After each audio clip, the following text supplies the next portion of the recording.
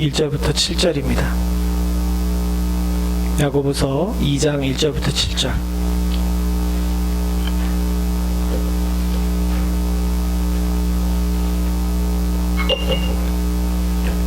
한 절씩 교독하겠습니다.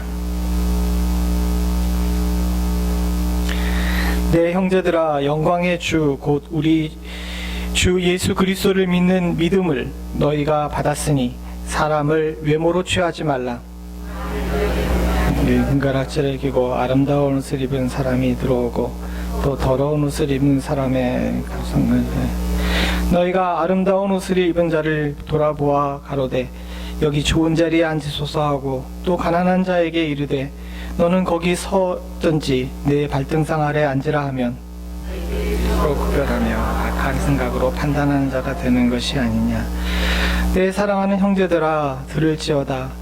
하나님이 세상에 대하여 가난한 자를 택하사 믿음에 부유하게 하시고 또 자기를 사랑하는 자들에게 약속하신 나라를 유업으로 받게 아니하셨느냐.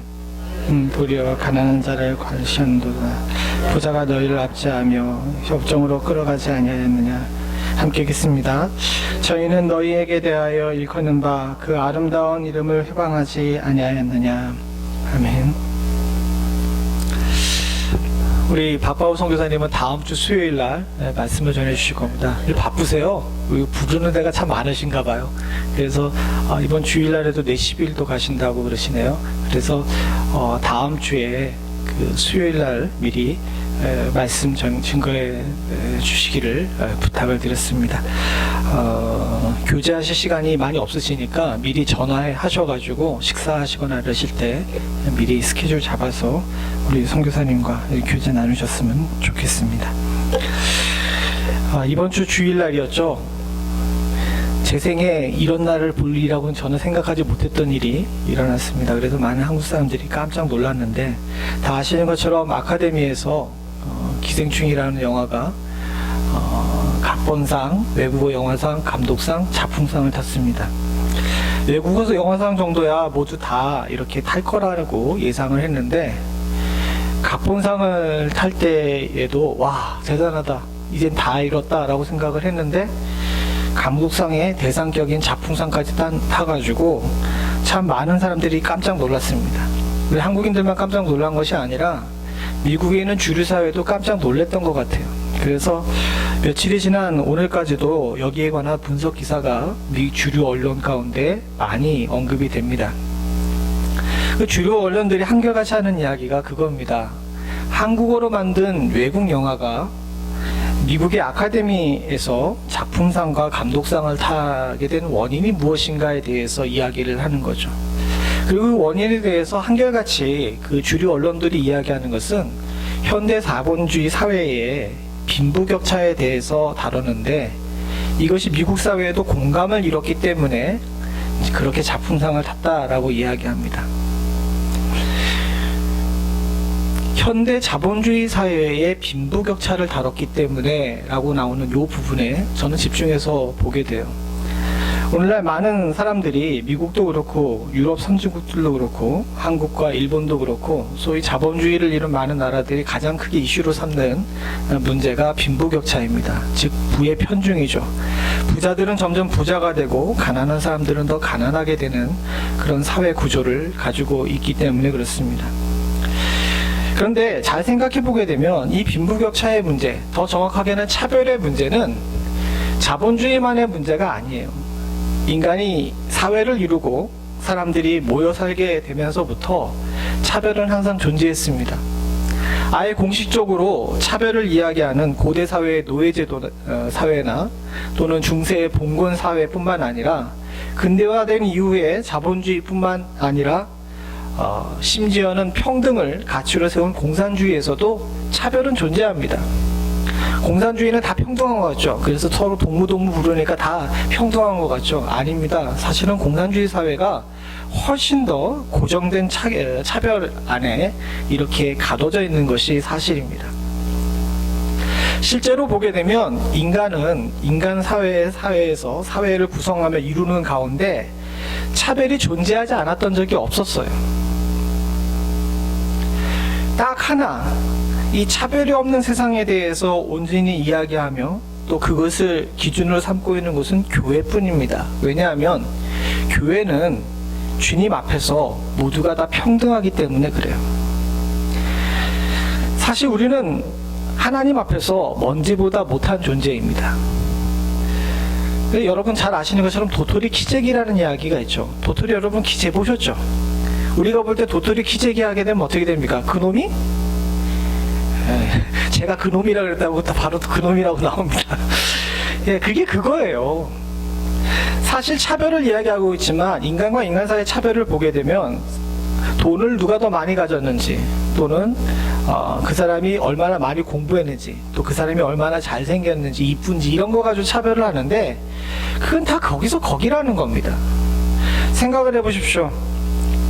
나는 100만 불을 가졌어. 근데 너는 1000만 불 가졌으니까 넌 나보다 더 열등해라고 이야기하는 사람에게 어느 날 1억 불을 가진 사람이 나타나게 되면 뭡니까? 니네 둘 다 뭐예요?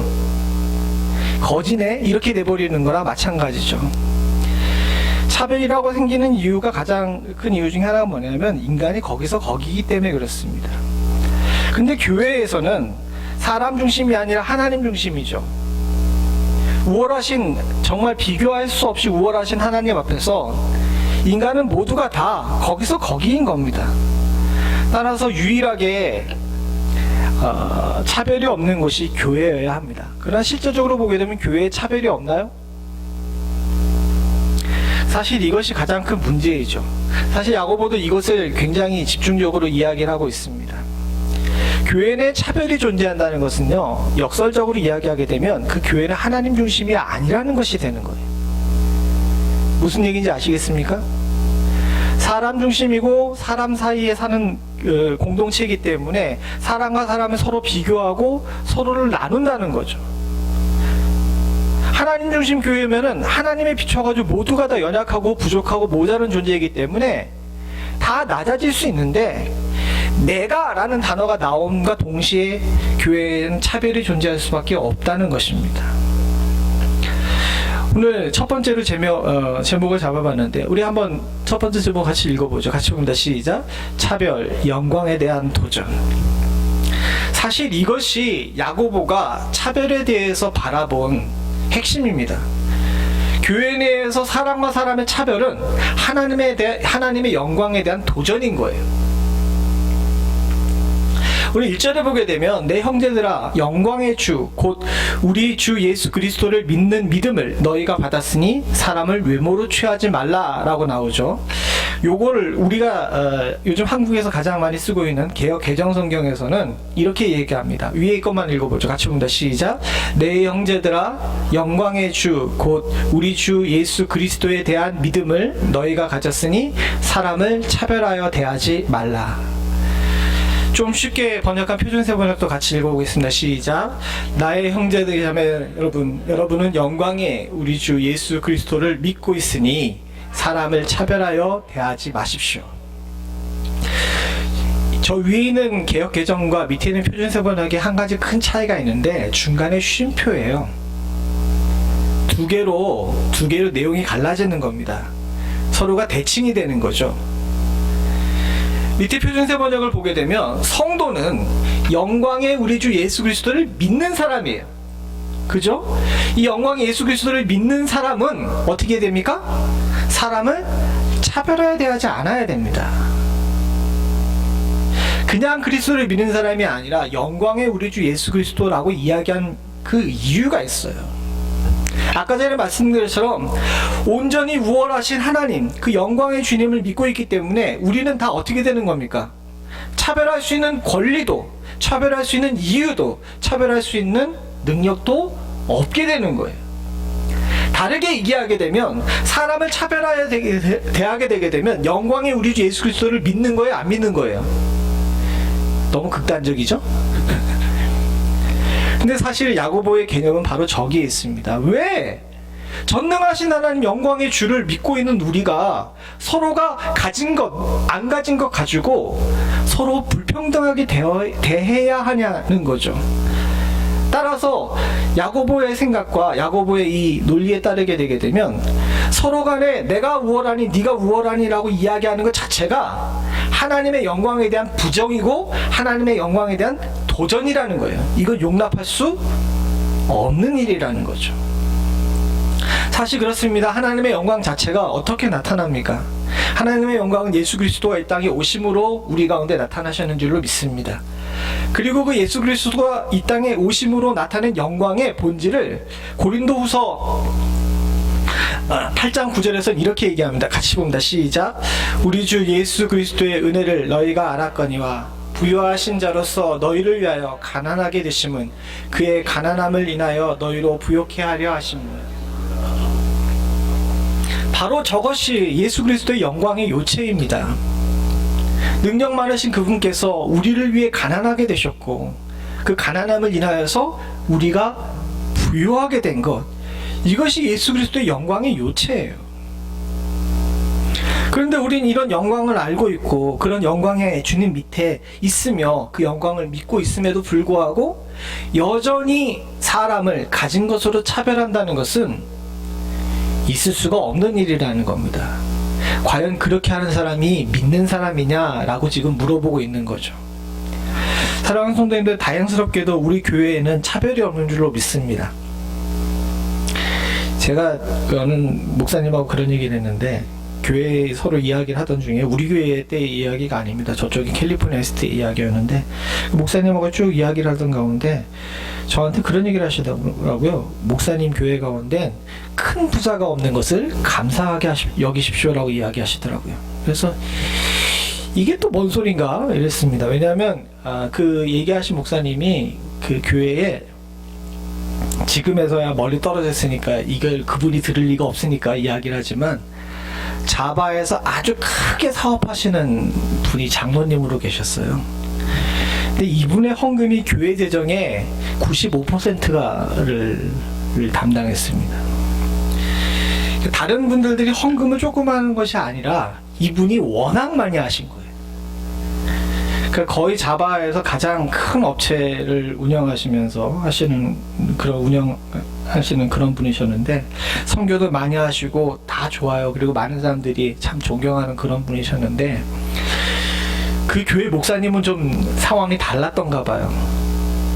그분 교회 목사님이 저뿐만 아니라 몇몇 목사님들이 모였는데, 교회 내에 큰 부자가 없는 것을 감사히 여기십시오라고 얘기했는데, 거기까지만 얘기했는데 그분이 무슨 얘기를 하고 싶어 하는지 거기 앉아있는 목사님들이 다 알아챘어요. 사람이라는 게 그렇습니다. 아무리 우리가 하나님 앞에서 평등하다고, 모든 사람들이 다 평등하다라고 이렇게 이야기하고 차별하지 말아야 된다라고 이야기하지만, 이상하게도 사람은 나도 모르는 사이에 이렇게 은근히 그쪽으로 가요. 이걸 어떻게 할 수가 없습니다. 사실 목회자도 이 함정에 빠져가지고 쉽지가 않은 거예요. 그분 목사님이 그렇게 얘기하신 것은 그 장로님이 교회를 좌지우지하기 때문에 이야기한 것이 아니라 자기가 자꾸 그런 시험에 든다는 거예요. A라는 권사님이 얘기하시고 그 B라는 장로님이 이야기하시는데, A라는 권사님과 B라는 장로님이 서로 의견이 충돌될 때 이 목사님이 어디로 치우칠까요? 어디로 치우칠 것 같아요? 그렇잖아요. 왜 교회는 항상 그 두 가지 중에 하나를 선택해야 되는 그런 상황인데, A라는 권사님이 얘기하시고 헌금 많이 하신 B 장로님이 얘기하셨는데, 목사님이 어느 쪽으로 의견이 기울까요? 차마 얘기를 못 하시겠어요? 이 목사님의 그 고백이기도 하지만, 나도 모르는 사이에 은연중에 여기에도 귀를 기울이게 되더라는 거예요. 그러니까 그렇게 되지 않는 것에 대해서 감사하라라고 저희와 거기 모여있던 목회자들한테 얘기를 하시는데, 모두가 다 거기에 대해서 은근히 공감했습니다. 야고보도 이 이야기를 해요. 2절서부터 4절 사이에 아주 일반적인 모습에 대해서 이야기를 합니다.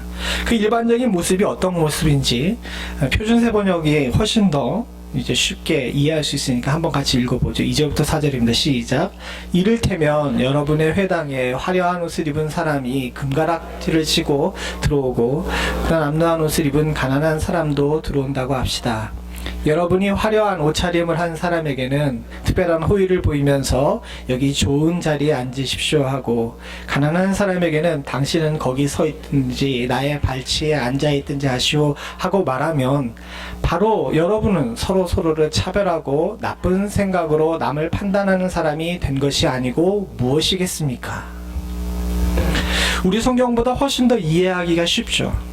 사실 여기 앞에 나와 있는 이 교회를 찾아온 두 사람, 한 사람은 금가락지를 끼고 들어오고 한 사람은 남루한 옷을 입고 들어온 가난한 사람의 이야기는 교회 내에서 일반적으로 찾을 수 있는 그런 비유입니다. 사실 그렇죠. 우리 교회만 해도 들어올 때 노숙자가 들어와요. 냄새를 풍풍 풍기면서 이렇게 들어오게 되게 되면 어떻습니까? 우리 믿음이 좋으신 장로님들, 권사님들, 집사님들은 가가지고 오셨냐 그러면서 밥 먹고 가시라고 이렇게 하실 거죠. 이럴 때 라멘 해야 되는데.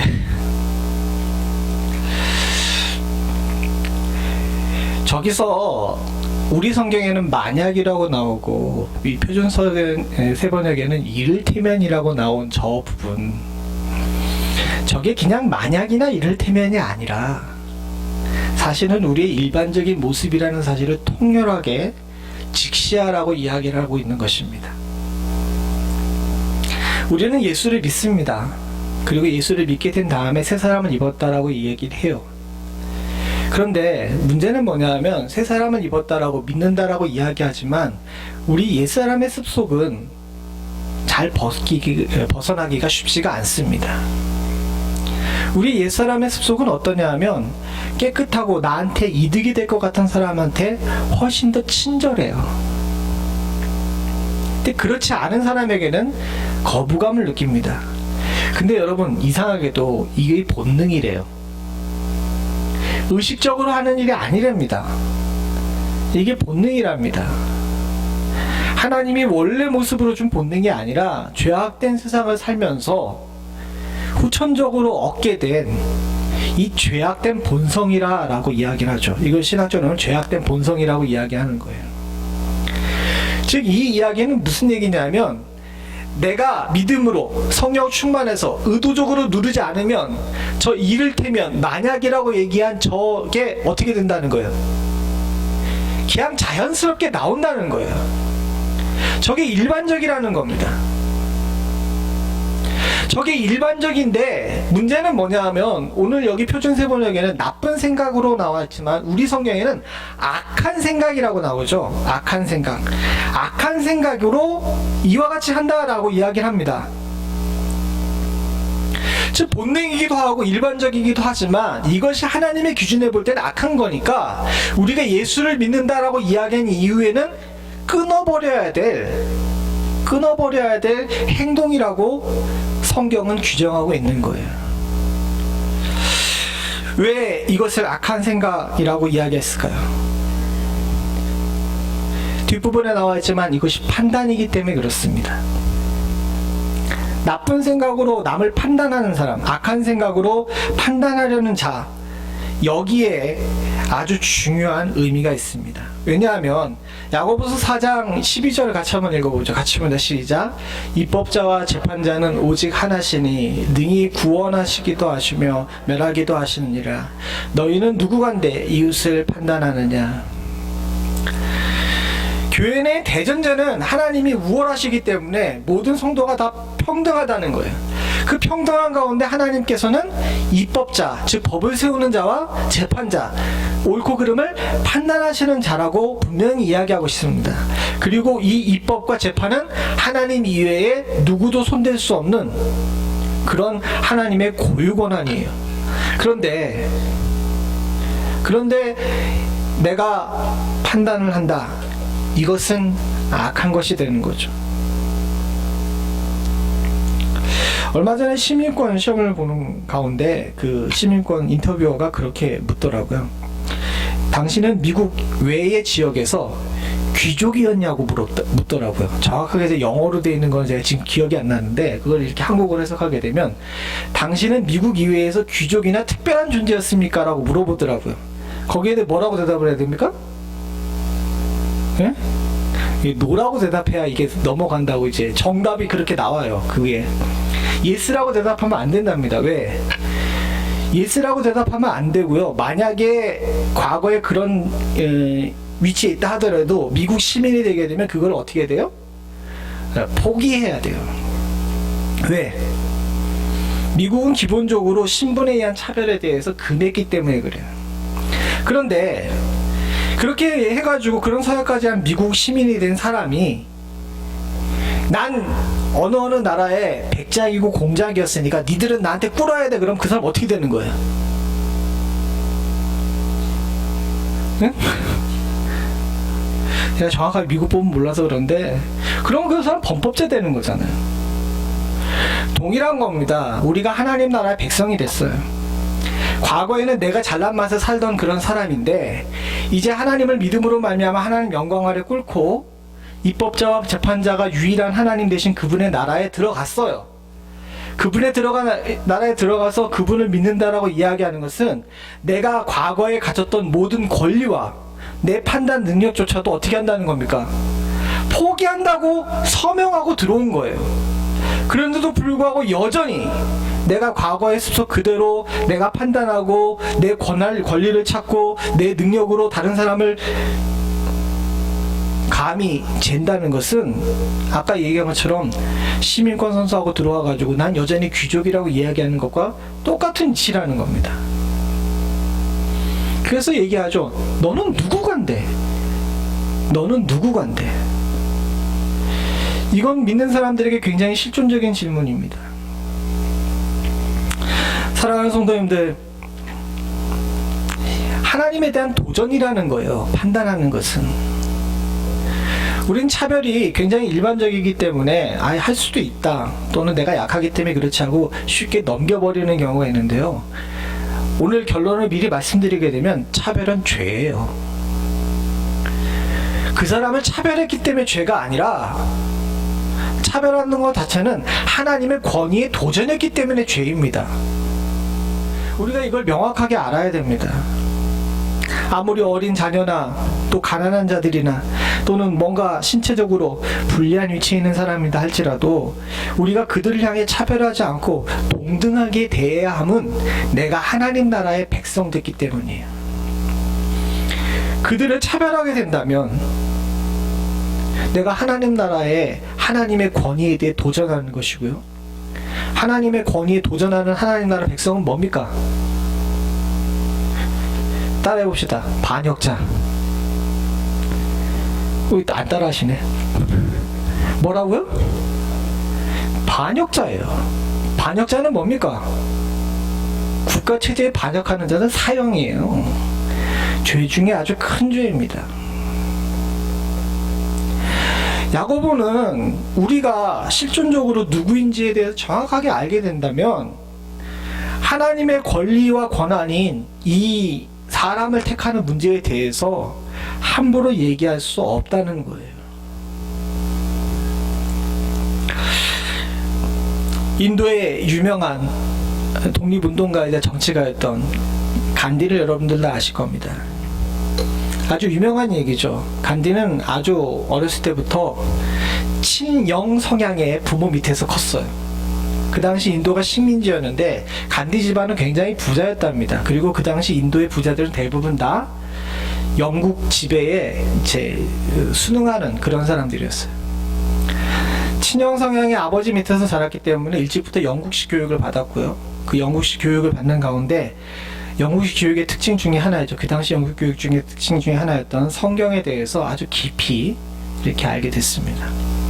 후에 그가 영국에 유학을 가게 되죠. 법을 공부하기 위해 영국으로 유학을 갔는데 이 간디가 거기서 아주 큰 일을 당해요.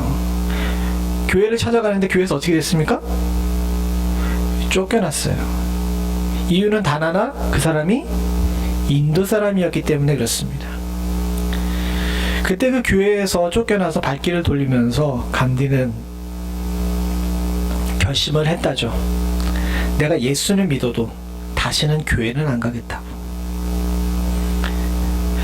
예수를 믿는다는 게 그 사람이 예수를 믿었다는 게 아니라 그 사람이 예수가 좋은 말 많이 한 사람이라는 것을 내가 인정을 해도 그 사람이 세운 교회에는 내가 안 가겠다라고 이야기하면서 반기독교적인 생각을 갖게 된 거예요. 그리고 다 아시는 것처럼 그는 평생 어떻게 보게 되면 그 누구보다도 기독교인적인 삶을 살았지만 기독교에는 결코 안 됐습니다. 결과론적인 이야기지만 그때 그 영국 교회가 간디를 따뜻하게 맞아줬다면 지금의 인도의 선교에 있어서는 아마 큰 역사가 일어났을지도 모르죠. 그러나 실제적으로 교회는 차별했습니다. 그들은 하나님의 권위에 순종하기보다는 대영 제국의 권위를 더 높이 샀어요. 그리고 그 대영 제국의 권위를 높이 사서 차별하던 영국 교회는 대영 제국이 무너지면서 함께 무너졌습니다. 지금의 영국에서는 가장 큰 걱정이 뭐냐면 교회가 이슬람 사원이 될까 걱정해요. 실제로 영국의 런던 심장부죠. 런던의 시장도 무슬림입니다. 교회가 교회로서의 역할을 제대로 감당하고 성도가 성도로서의 역할을 제대로 감당하기 위해서는 하나님의 권위와 그의 말씀에 대한 순종이 있어야 됩니다. 그리고 여기에 온전치 못하게 되게 되면 하나님께서는 그 반역에 대한 책임을 분명히 물으세요. 이 밤에 이 어려운 발걸음 해가지고 왔는데 이런 소리 들은 건 좀 그렇다고 생각하실지 모르지만 여러분, 이건 생명이 걸린 문제입니다. 우리가 반드시 알아야 되고요. 야고보도 그래서 어려운 가운데 있는 성도들에게 이것을 알려주고 싶었습니다. 다 아시겠지만 야고보서 자체가 박해 중에 쓰여진 서신입니다. 교회가 지금 몹시 힘든 가운데 있어요. 힘든 가운데 있으면 모두가 다 위로받으려고 하겠죠. 그러나 도리어 야고보는 그렇게 하지 않습니다. 교회가 교회로서의 정체성을, 성도가 성도로서의 정체성을 바로 갖는 것이 위기의 순간에 승리할 수 있는 방법이라는 사실을 그는 누구보다도 잘 알았던 거예요. 사랑하는 성도님들, 주 안에서 여러분들이 복받기를 원하고 하나님의 권위와 하나님의 능력 가운데 거하길 원한다면 주의 말씀에 순종할 줄 아는 자세가 필요하고요. 주의 말씀에 순종하기 위해서는 사랑하는 성도님들, 하나님의 권위, 하나님의 고유 능력인 이 사람을 판단하는 일에 여러분들이 도전하지 않으실 수 있기를 간절히 소원합니다. 교회의 성도는 오디션으로 뽑는 것이 아닙니다. 교회의 성도는 하나님께서 허락하시는 것인 줄로 믿습니다. 주께서 주시면 그 누구도 감사함으로 받을 수 있는 자세가 우리 가운데 있어야 됩니다. 이렇게 못하게 되게 되면 로마서 2장 1절부터 3절에 경고하신 것처럼 우리가 그 대가를 치르게 돼요. 같이 한번 읽어보죠. 같이 봅니다. 시작.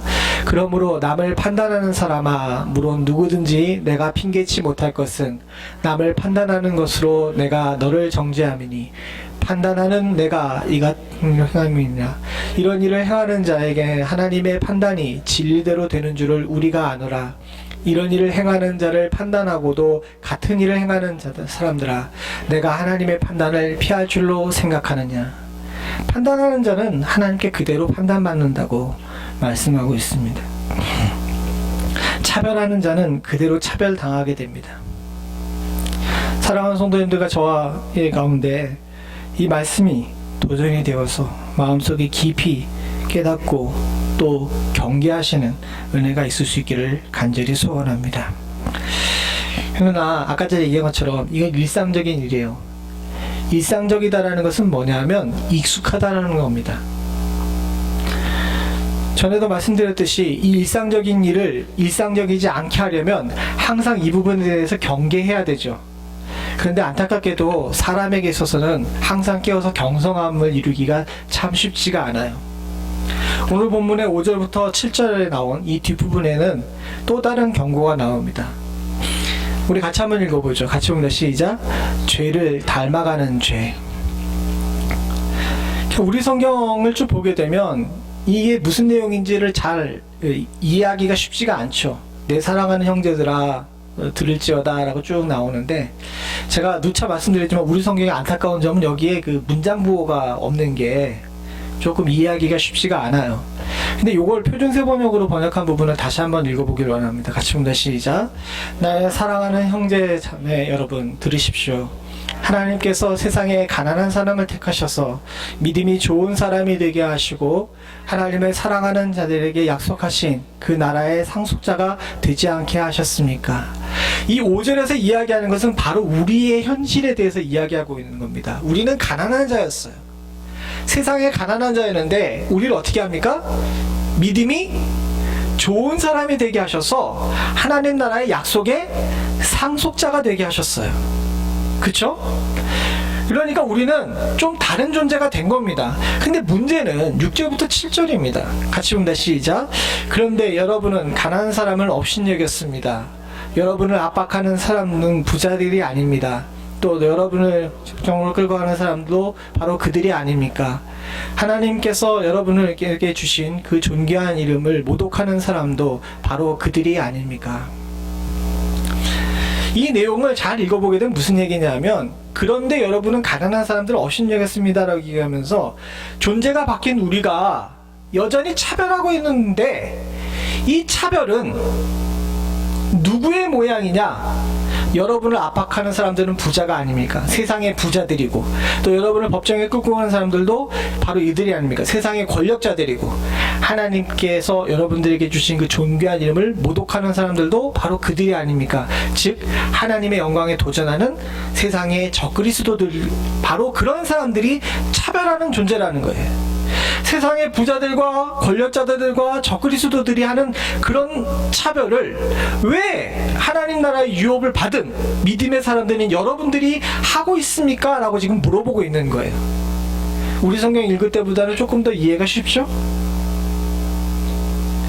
다른 얘기를 하게 되면 존재가 바뀌었으니까 옛사람의 것을 끊을 뿐만 아니라 세상 사람들이 하고 있는 것, 이걸 닮아가지 말라고 이야기하는 것입니다. 교회는 달라야 하는 거예요. 주님께서는 이것을 굉장히 강조하고 계십니다. 이 말씀을 바탕으로 만든 영상물이 하나 있었는데요. 아주 꽤 오래전에 만든 영상물이었는데 지금도 기억에 남는 내용입니다. 간단하게 말씀드리면 주일날 교회 앞에서의 모양을 간단한 영화처럼 만든 거예요. 한 노숙자가 교회에 왔습니다. 그 사람에게 가가지고 아무 안내위원도 어서 오십시오 이렇게 얘기하는 사람이 없었어요. 마침 그 교회에 새로운 목사님이 오실 상황이라 많은 초대 손님들이 있어가지고 교회 잔치를 벌이는 과정이었는데, 맛있는 음식의 냄새가 풍기고 이런 가운데 이 노숙자가 그 앞에 얼쩡거리니까 사람들은 생각할 때 어떻게 하겠어요? 저거 좀 누가 치웠으면 좋겠다 이렇게 생각을 했겠죠. 근데 이 노숙자가 누구도 앞에 나서지 않고 쭈뼛쭈뼛 하는 가운데 결국은 교회 문턱까지 넘어 들어왔습니다. 그리고 교회 와가지고 교회 본당에 중간쯤 이렇게 앉았어요. 그랬더니 한 장로님이 차마 나가라는 소리를 못하고 이 노숙자한테 저기 저 끝에 앉으라고 이렇게 얘기를 했던 거예요. 그 주변에 아무도 안 왔습니다. 냄새도 나고 워낙 남루한 옷을 입었는 데다가 제대로 씻지도 않았으니까요. 근데 이 노예에서 파견 나오신 목사님이 이제 새로운 목사님을 소개하겠습니다 라고 이야기했더니 거기에 그 노숙자가 벌떡 일어나가지고 강대상 위로 올라오는 것입니다. 순간 교회 안에 있던 모든 사람들이 다 당황을 하는 거예요. 이 목사님이 간단한 손수건으로 얼굴을 닦고 위에 남루했던 옷을 벗은 후에 강대상 위에 올라가서 성도들을 향해 인사하고 이런 얘기를 합니다. 예수를 믿는 것은 오래 믿었다고 연수를 세는 것도, 성경을 몇 번 읽었다고 자랑을 하는 것도, 내가 무슨 직분을 가지고 있다라고 다른 사람에게 소개하는 것도 아니라 우리의 행동과 사랑에서 나오는 것입니다 라고 이야기한 이후에 그 강대상을 내려가셨어요. 많은 성도들이 그 일을 겪고 나서 생각을 하기를 원했던 것처럼 그 영상의 마지막에 이렇게 얘기합니다. 다들 집에 가서 예수를 믿는 것이 무엇인지에 대해서 한번 생각해 보시기 바랍니다. 사랑하는 성도님들, 우리는 예수를 믿는다 그러면서 주님의 영혼에 자꾸 도전해요. 그리고 예수 그리스도의 실천도 사랑도 제대로 실천하지 않습니다. 또한 주님께서 유업으로 주신 믿음의 사람이라는 사실을 스스로 자랑스레 여기면서도 그것대로 살지 않는 경우가 너무도 많이 있습니다. 그냥 단순히 사도 야고보가 우리를 향해 경고한 것만 아니라 성경의 곳곳에서 이 부분에 대해서 우리에게 계속 자극을 주고 있어요.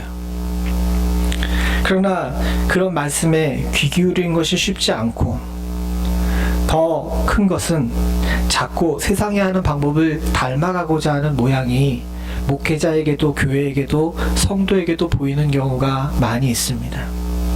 제가 아까 전에 말씀드렸듯이 그 목사님이 캘리포니아에서 함께 이야기를 나눴던 그 목사님이 당신의 교회에 부자가 없는 것을 감사하게 여기십시오라고 이야기했던 그 말씀은, 사실 이 말씀을 읽으면서 그 목사님이 굉장히 스스로에게 부끄러웠기 때문에 하셨던 말씀인 것 같아요.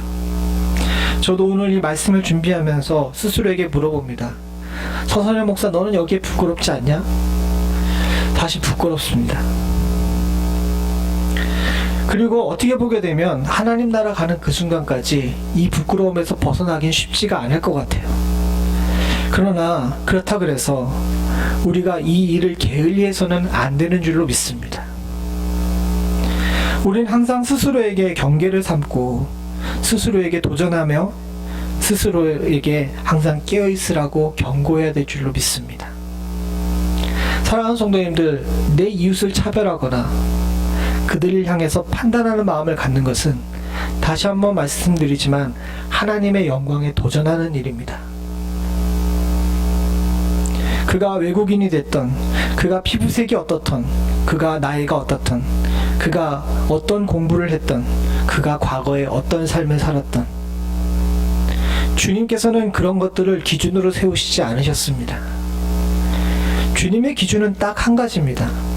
그분이 택하셨는지 안 택하셨는지, 그리고 거기에 대해서 우리는 지분이 없습니다. 그저 주님께서 택하셨으면 그걸로 끝입니다. 마치 내가 택함을 받았던 그때와 똑같죠. 사랑하는 성도님들과 저에게 있어서는 차별이 죄임을 알고 주의 교회 안에서 모든 사람을 하나님 아래 공평하게 대할 줄 아는 이런 모습이 매일매일 연습이 돼가는 은혜가 있기를 간절히 소원합니다. 같이 기도하시겠습니다.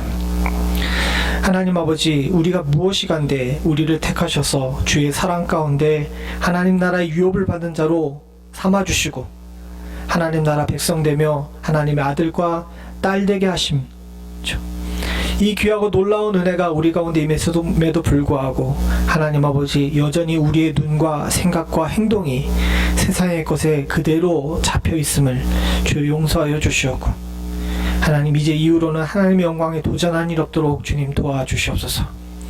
차별이나 판단이 얼마나 큰 죄인지를 다시 한번 생각해 하셨사오니 아버지 하나님, 우리의 믿음은 우리의 연수나 우리의 직분으로 증명되는 것이 아니라 우리의 말과 행동으로 나타나게 됨을 기억할 수 있도록 주님 도와주시옵고, 우리의 말과 행동이 하나님의 영광을 나타낼 수 있는 온전한 것 될 수 있도록 주여 도와주시옵소서. 주께서 저희의 삶 가운데 이를 실천할 수 있는 힘과 능력을 허락하실 줄로 믿사옵고 모든 말씀 예수님의 이름으로 간절히 기도드리옵나이다. 아멘.